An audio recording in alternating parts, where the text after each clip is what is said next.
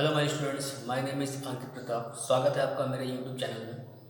आज हम लोग जो डिस्कस करने जा रहे हैं, जो मैंने लास्ट क्लास में आपको सिलेंडर के बारे में काफ़ी कुछ मैंने समझाया था और जो हमारे सिलेंडर के टॉपिक्स थे वो हमने सारे कवर कर लिए थे।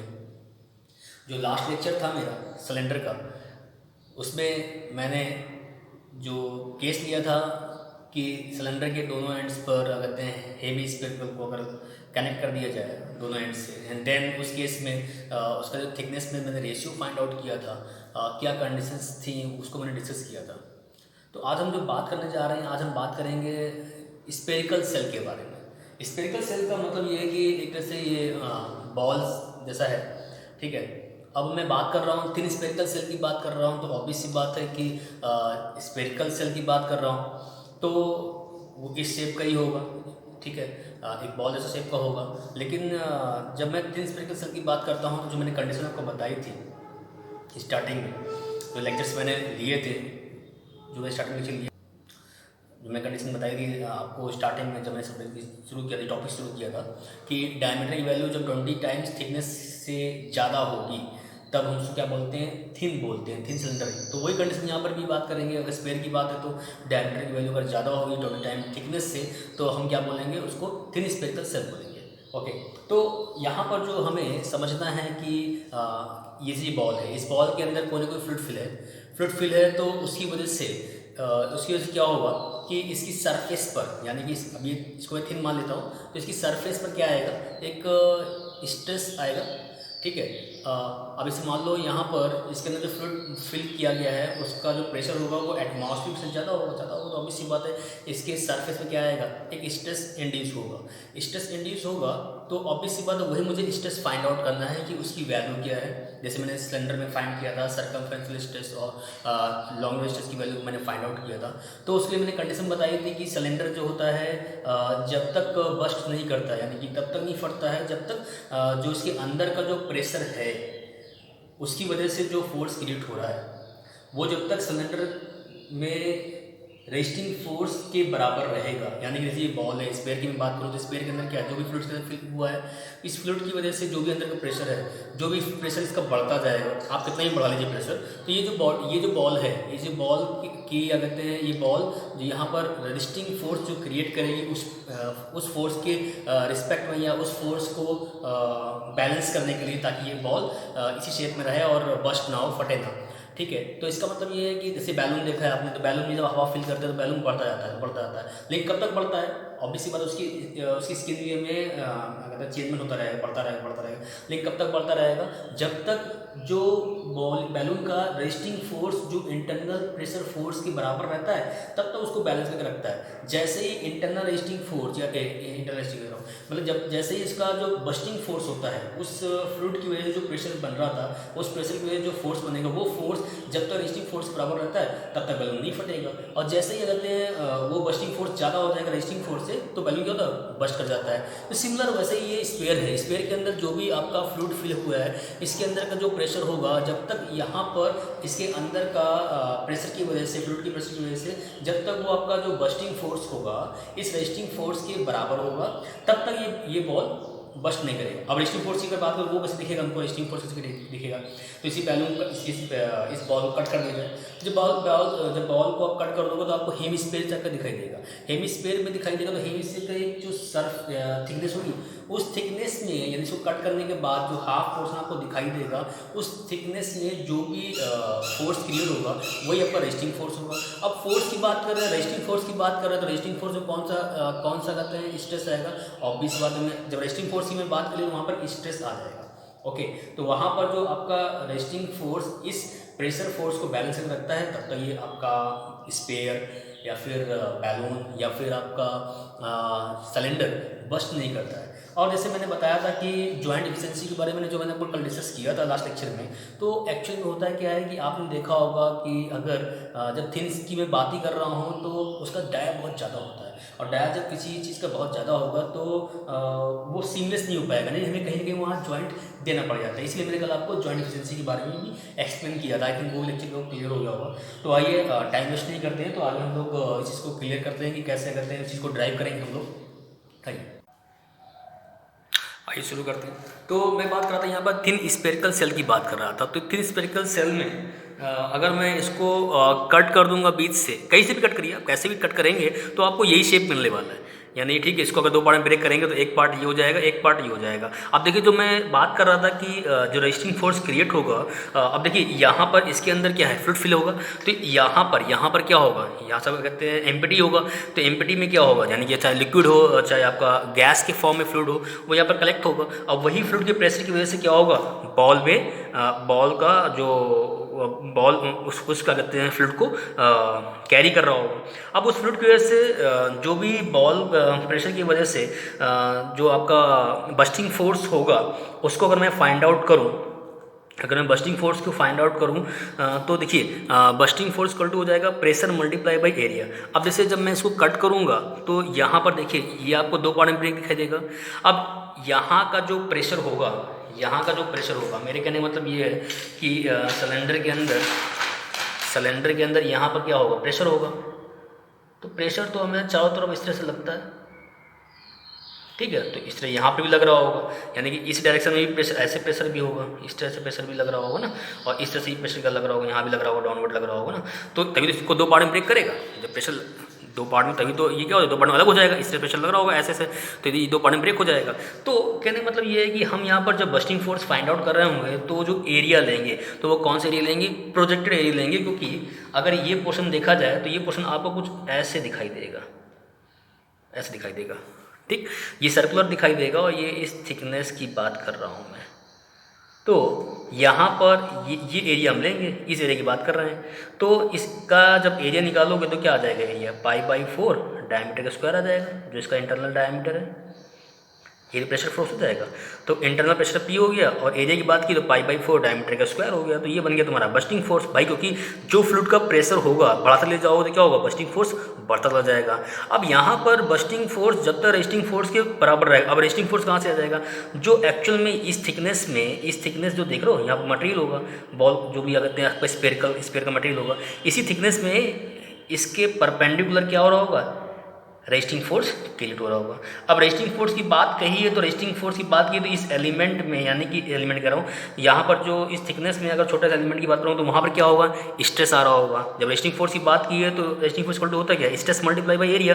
तो यहाँ पर क्या आ रहा होगा, रेजिस्टिंग फोर्स स्ट्रेस आ रहा होगा। तो यही स्ट्रेस मैं दिखा रहा हूँ, जो रेड से मैं दिखाया हूँ। तो यही स्ट्रेस है सिग्मा सी, जो कि सर्कमफ्रेंशियल स्ट्रेस की मैं बात कर रहा हूँ। यहाँ पर जो थिन स्फेरिकल सेल में जो स्ट्रेस आएगा वो सर्कमफ्रेंशियल स्ट्रेस ही आता है, लॉन्ग स्ट्रेस यहाँ पर नहीं आता है। इसको नहीं आता है क्योंकि एक्चुअल में यहाँ पर सी चारों से बॉल कैसे है, डायमीटर है, इसका लेंथ तो है नहीं। तो इसीलिए यहाँ पर सी जो इंड्यूस होगा वो कौन सा स्ट्रेस होगा, सर्कमफ्रेंशियल स्ट्रेस इंड्यूस होगा। अब इस थिकनेस में, यानी कि ये थिकनेस में, इस थिकनेस में ही हमको निकालना है कि सर्कमफ्रेंशियल स्ट्रेस का अगर मैं मल्टीप्लाई कर दूंगा एरिया से, तो देखिए अब यहाँ पर जो सिग्मा सी है इसी एरिया में लग रहा होगा, इसी एरिया में लग रहा होगा। तो इस एरिया की जब मैं बात कर रहा हूँ तो इस एरिया में सिग्मा सी हो गया सर्कमफ्रेंशियल स्ट्रेस।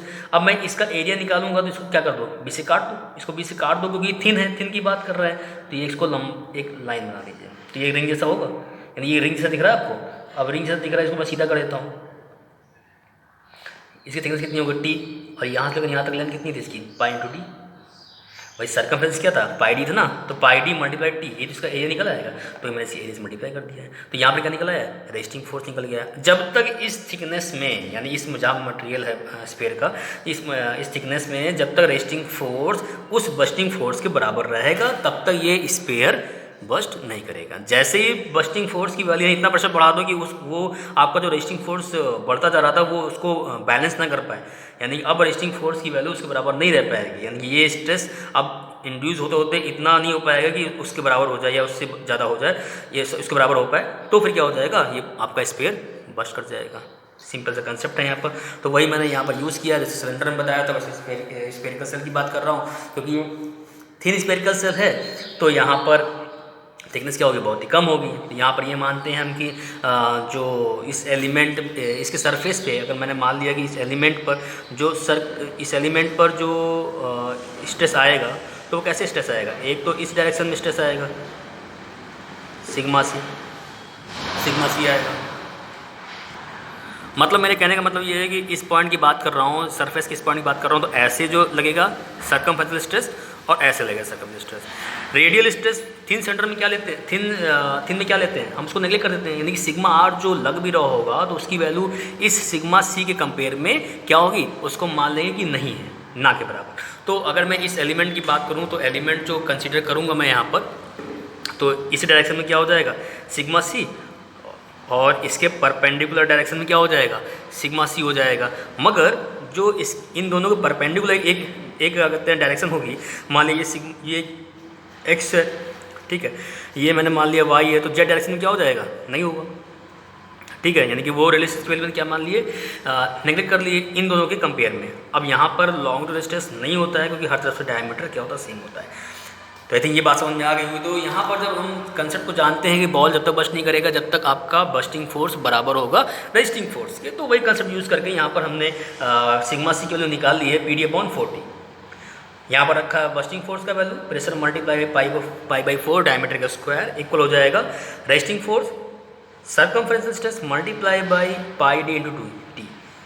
सॉल्व करेंगे सिग्मा सी इक्वल टू आएगा PD/40। अब ये सर्कमफ्रेंशियल स्ट्रेस मैंने आपको बताया है कि ये अगर एलिमेंट की बात करोगे तो एलिमेंट में ये सिग्मा सी आ जाएगा, ठीक है, और अगर मैंने मान लिया कि ये सिग्मा सी अगर है तो इस तरह से सिग्मा सी आ जाएगा, यानी कि जेड डायरेक्शन में मैंने मान लिया कि सिग्मा आर की वैल्यू क्या है जेड डायरेक्शन में, यानी कि यहाँ पर जो सिग्मा आर की वैल्यू होगी, सिग्मा आर की जो वैल्यू होगी वो मैंने क्या मान ली है, नेगलेक्ट कर दी है।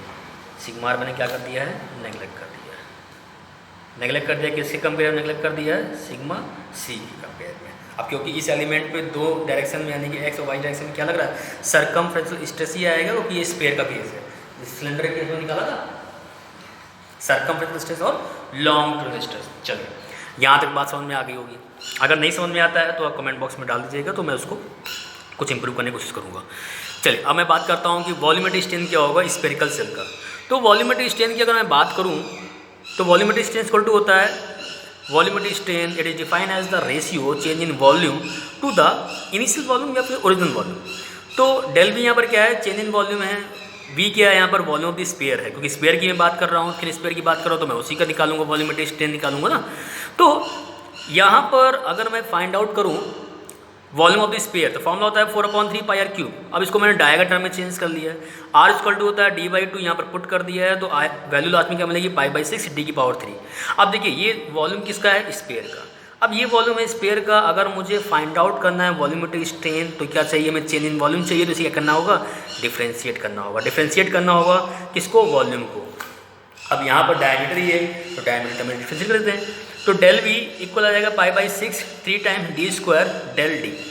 ओके, तो यहाँ से ये वैल्यू हमको मिल जाएगी, क्लियर। अब यहाँ पर ये वैल्यू मिल जाएगी तो अब जो आपका चेंज इन वॉल्यूम है वो निकल कर आया है π/6 multiply 3 times d² multiply by del D. Okay, अब आपका जो वॉल्यूमेट्रिक स्ट्रेन निकालने का फॉर्मूला है डेल वी/वी, वो यहाँ पर यूज़ कर लेंगे। तो डेल वी की वैल्यू निकाल चुके हैं और वॉल्यूम हमको पता है, तो डेल वी की वैल्यू जो यहाँ पर निकाली वो यहाँ पुट कर दी, और वॉल्यूम को पता था वो हमने यहाँ पुट कर दी। सॉल्व करेंगे तो क्या मिला, 3 टाइम्स डेल d/d। आपको बहुत अच्छे से पता है कि डेल d/d यानी कि change in diameter upon original diameter, इसको क्या बोलते हैं, सर्कमफ्रेंशियल बोलते हैं, सर्कमफ्रेंशियल स्ट्रेन बोलते हैं। ओके, तो अब यहाँ पर इसको मैंने बोल दिया सर्कमफ्रेंशियल स्ट्रेन। अब सर्कमफ्रेंशियल स्ट्रेन यानी मैंने आपको बताया था कि एलिमेंट में अगर ये आपका एक्स डायरेक्शन में है और वाई डायरेक्शन में लग रहा है, मैंने वाई डायरेक्शन इसको वैसे मान लिया, मतलब कि ऐसे माना है एक्स और ये मैंने मान लिया जेड और ये मैंने मान लिया वाई। तो उस तरीके से कहते हैं यहाँ पर मैंने इस डायरेक्शन में सिग्मा सी लग रहा है और इस डायरेक्शन सिग्मा सी लग रहा है, जैसे मैंने यहाँ पर माना था, एज्यूम किया था सिग्मा सी इस तरह से, तो सिग्मा सी इस तरीके से, और इस तरीके से क्या माना था, रेडियल स्ट्रेस जो कि नहीं लग रहा है क्योंकि थिन स्फेरिकल सिलेंडर, इसलिए तो थिन के केस में मैंने सोने के लिए करके रखा हुआ है। इतनी बात क्लियर होगी मेरे हिसाब से। ओके, तो सर्कमफ्रेंशियल स्ट्रेन जब आप फाइंड आउट करेंगे तो sigma C upon E minus का म्यूटर्म्स क्या आएगा, sigma C upon E. Okay, तो सर्कमफ्रेंशियल स्ट्रेन इक्वल हो जाएगा sigma C upon E equal, दोनों कॉमन है तो 1 माइनस म्यू आ जाएगा। ओके, अब सिग्मा सी की वैल्यू क्या निकाली थी आपने, सर्कमफेरेंशियल स्ट्रेस क्या निकाला था आपने स्फीयर केस में, PD/40 निकाला था, वही मैंने यहाँ पुट कर दिया है। तो सर्कमफेरेंशियल स्ट्रेन आपका निकल के आया for a thin spherical cell PD/40 bracket में 1 माइनस म्यू। आई थिंक ये बात क्लियर होगी आपको, ठीक है। अब देखिए, अब इसके बाद अगर मैं वॉल्यूमेट्रिक स्ट्रेन की बात करूँ, वॉल्यूमेट्रिक स्ट्रेन की मैं बात करूँ तो फॉर्मूला क्या निकल कर आया, 3 टाइम्स PD/40 ब्रैकेट में 1 माइनस म्यू। ये तुम्हारा वॉल्यूमेट्रिक स्ट्रेन आ गया किसके लिए, for spherical cell, for spherical cell. ध्यान है, कौन सा spherical shell, thin spherical shell, okay. अब अगर मान लो इस स्फेरिकल सेल के लिए हमको, अब अगर मान लो हमको थिन स्फेरिकल सेल, अगर हमको स्फेरिकल सेल के लिए कितना डायमीटर में चेंजमेंट है इसको फाइंड करना है, तो सर्कमफेरेंशियल स्ट्रेन इक्वल टू है डेल्टा D/D। इसको मैं लिखता हूँ सर्कमफेरेंशियल स्ट्रेन में अभी जो मैं निकाला था, सर्कमफेरेंशियल स्ट्रेन की वैल्यू मैंने जो निकाली थी वो क्या थी, देखिए PD/40 ब्रैकेट में 1 माइनस म्यू निकाला था मैंने, तो इसी को मैं यहाँ पर पुट कर दूँगा। जब यहाँ पे पुट कर दूंगा तो PD/40 ब्रैकेट में 1 माइनस म्यू, तो अब इसकी वैल्यू क्या होती है, डेल्टा D/D, यहाँ पुट कर दिया। तो यहाँ से हम क्या करेंगे, निकालेंगे चेंज इन डाया किसका, स्फेरिकल सेल का, चेंज इन डाया किसका, स्फेरिकल सेल का, change in dia for spherical shell, thin spherical shell, okay, for thin spherical shell. तो इसके लिए डेल्टा D इक्वल टू हो जाएगा PD²/40 ब्रैकेट में 1 माइनस म्यू, ओके। अब देखिए, अगर हमको फाइंड आउट करना हो कि स्फेरिकल सेल यानी थिन स्फेरिकल सेल का थिकनेस में कितना चेंजमेंट हुआ है, तो अगर वो फाइंड आउट करना है तो हमें निकालना होगा रेडियल स्ट्रेन। जिस तरीके से मैंने आपको सिलेंडर में बताया था, जैसे वो एलिमेंट था, तो एलिमेंट के केस में मैंने आपको यहाँ समझाने की कोशिश किया था कि जिस डायरेक्शन में आपका स्ट्रेस की वैल्यू आ रही है तो उस डायरेक्शन में तो स्ट्रेन आएगा, साथ में जिस डायरेक्शन में आपने स्ट्रेन नहीं लगाया वहाँ भी स्ट्रेन आएगा। तो यहाँ पर वही स्ट्रेन है आपका रेडियल स्ट्रेन, क्योंकि आपने इस डायरेक्शन में लोड नहीं अप्लाई किया था, जो हमने नेगलेक्ट कर दिया था रेडियल स्ट्रेस को। तो हम निकालेंगे जब रेडियल स्ट्रेन, तो इक्वल टू आएगा माइनस का mu time sigma C upon E, minus का mu time sigma C upon E. ये वैल्यू निकलती आती है पॉइजन रेशियो से, आपको पता है formula, lattice upon linear stress निकालते हैं। तो यहाँ पर रेडियल स्ट्रेन इक्वल टू हो जाएगा डेल्टा T/T। भाई रेडियल स्ट्रेन का मतलब क्या है, इसके अंदर देखोगे तो ये सी थिकनेस है, उसकी में चेंजमेंट आएगा ना, मतलब कि अगर ये सरफेस है तो यही तो प्रेशर लग रहा होता है ऐसे, और बाहर से एटमॉस्फेयर का प्रेशर होता है। तो अगर मान लो प्रेशर की वजह से इसकी जो ये जो डाया है वो अगर चेंज होता है, बढ़ेगा, तो डाया बढ़ेगा तो इसका थिकनेस क्या होगा, थोड़ा सा कम हो जाएगा। तो थिकनेस जो कम होगा वही हमें फाइंड आउट करना है। पहले थिकनेस T था, पहले क्या था, T था, बाद में कितना हो गया, बाद में T' मैंने मान लिया, ठीक है, यानी कि डायमीटर थिकनेस में क्या होगा, चेंजमेंट हुआ। तो वही चेंज इन थिकनेस अगर निकालना है तो डेल्टा T/T इक्वल टू हो जाएगा माइनस का 2 times mu sigma C upon E, और सिग्मा C क्या होता है, सर्कमफ्रेंशियल स्ट्रेस होता है PD/40, वही मैंने यहाँ पर यूज़ किया है, TT कैंसिल कर दिया। तो चेंज इन थिकनेस किसके लिए आया, थिन स्फेरिकल सेल के लिए, माइनस का म्यू टाइम्स PD/2E। ये किसके लिए आया है, स्फेरिकल सेल के लिए आया है। आई थिंक क्लियर हो गया होगा। अगर ये जो कंसेप्ट है ये ना समझ में आया हो तो मुझे आप कमेंट बॉक्स में डाल दीजिएगा, तो मैं इसको पूरा एक्सप्लेन करके आपको बता दूंगा, ठीक है। तो अगर इसी कंसेप्ट समझ नहीं आ रहा है कि ये माइनस का mu time sigma C upon E, minus का mu time sigma C upon E कैसे आया, तो इसके लिए आप मुझे कमेंट बॉक्स में डाल दीजिएगा, तो मैं आपको बाकायदा उस चीज़ को मैं वीडियो अपलोड कर दूँगा बना के। वीडियो देखने के लिए थैंक्स। अगर वीडियो अच्छा लगा हो तो प्लीज़ इसको थोड़ा सा लाइक और सब्सक्राइब कर दीजिएगा, और थोड़ा अपने सोशल अगर फेसबुक पर या फिर ट्विटर पर उसको अगर शेयर कर दीजिएगा, ओके। अगर ये वीडियो अच्छा लगा हो, समझ में आया हो कंसेप्ट, तो वीडियो को लाइक करिएगा। वीडियो देखने के लिए धन्यवाद, ओके, थैंक यू।